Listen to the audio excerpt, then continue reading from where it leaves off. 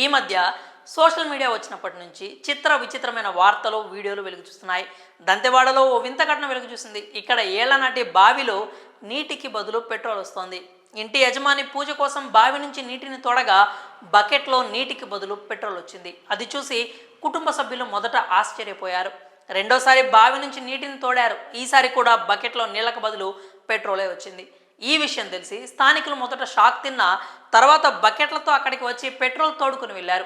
ఆ నోట ఈ నోట ఈ విషయం కాస్త పోలీసులకు చేరింది. వెంటనే అధికారులు బావి వద్దకు వచ్చి ఆ ప్రాంతాన్ని సీల్ చేశారు.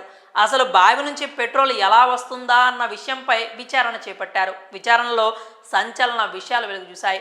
దంతెవాడలో గీడం ప్రాంతంలో భోలు జైన్ కుటుంబం నివసిస్తోంది. 2 రోజుల క్రితం అంటే బుధవారం తెల్లవారుజామున కుటుంబ సభ్యులు బావిలో నుంచి నీటిని తోడారు.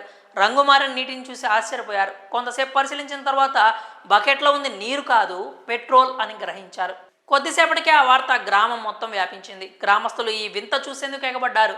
కొందరు స్థానిక పోలీస్ స్టేషన్కు సమాచారం అందించారు. ఈ విషయంపై పోలీసులు విచారణలో పలు కీలక విషయాలు వెలుగు చూశాయి.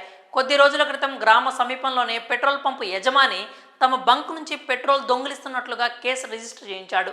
పోలీసులు కేసును దర్యాప్తు చేశారు. సమీపంలో సీసీ కెమెరాలు పూర్తిగా పరిశీలించారు. కానీ ఎవ్వరూ పెట్రోల్ బంక్ నుంచి దొంగిలించినట్లు కనిపించలేదు. దీంతో మరో కోణంలో దర్యాప్తు మొదలుపెట్టారు. ఈ క్రమంలోనే బావిలో నీరు పెట్రోల్గా మారడాన్ని గమనించారు. బోల్ జైన్ కుటుంబం నివసిస్తున్న ఇంటికి సుమారు 100 మీటర్ల దూరంలో ఒక పెట్రోల్ పంపు ఉంది. పెట్రోల్ పంపులోని ఇంధన ట్యాంకు లీకేజీ కారణంగా సమీపంలోని బావిలో దాదాపు 14,000 లీటర్ల పెట్రోల్ చేరినట్లు పోలీసులు తెలిపారు. ఇదిలా ఉంటే పెట్రోల్ అత్యంత మండే పదార్థం. బావిలో నుంచి పెట్రోల్ రావడంతో కుటుంబీకులతో సహా గ్రామస్తులు కూడా భయాందోళన వ్యక్తం చేశారు. ఏ క్షణంలో పేలిపోతుందో అని భయంతో వణికిపోయారు. పోలీసులు తహసీల్దార్ సంఘటన స్థలానికి చేరుకొని పరిస్థితిని సమీక్షించారు. వీలైనంత త్వరగా లీకేజీని గుర్తించి మరమ్మతులు చేసేందుకు అధికార యంత్రాంగం ప్రయత్నిస్తోందని తెలిపారు. ఎవరూ భయపడాల్సిన అవసరం లేదని సమస్యను త్వరగా పరిష్కరిస్తామంటూ తహసీల్దార్ తెలిపారు. ఎలాంటి అవాంఛనీయ సంఘటనలు జరగకుండా అగ్నిమాపక దళం పోలీసులను ఇంటి చుట్టూ మోహరించినట్లు పోలీసు సూపరింటెండెంట్ గౌరవ్ రాయ్ తెలిపారు. ఇలాంటి సంఘటనలపై తక్షణమే అధికారులకు సమాచారం అందించాలి అని పాలకవర్గం స్థానిక ప్రజలకు విజ్ఞప్తి చేసింది.